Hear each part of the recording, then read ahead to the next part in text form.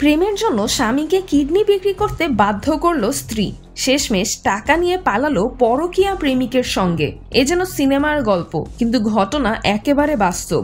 ভারতের হাওড়া জেলার সাকরাইলে এক নারী তার স্বামীকে কিডনি বিক্রি করতে বাধ্য করেছেন, আর সেই টাকা নিয়ে পালিয়ে গেছেন অন্য এক পুরুষের সঙ্গে। কিভাবে ঘটল এই চাঞ্চল্যকর ঘটনা? স্ত্রীর দাবি ছিল মেয়ের ভবিষ্যতের জন্য টাকা দরকার, তাই স্বামীকে কিডনি বিক্রি করতে রাজি করানো হয়।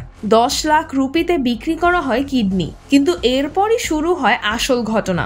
স্বামী যখন ভাবছিলেন কিডনি বিক্রির টাকা দিয়ে মেয়ের ভবিষ্যৎ গড়বেন, তখনই জানলেন তার স্ত্রী অন্য একজনের সঙ্গে সম্পর্কে জড়িয়েছেন। সেই প্রেমিকের জন্যই পুরো টাকাটা নিয়ে পালিয়েছেন তিনি। স্ত্রী টাকা নিয়ে উধাও হওয়ার পর স্বামী থানায় অভিযোগ করেন, কিন্তু স্ত্রী পাল্টা ডিভোর্সের হুমকি দিয়েছেন। এমনকি স্বামীর পরিবারের সঙ্গেও কথা বলতে রাজি নন তিনি।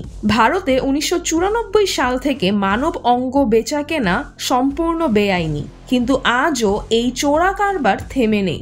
কিডনি বিক্রির এই ঘটনায় নতুন করে প্রশ্ন উঠছে, মানব অঙ্গ বেচাকেনা কি আসলে বন্ধ হবে? সিজরাতুল আভা, দৈনিক আওয়ার বাংলাদেশ।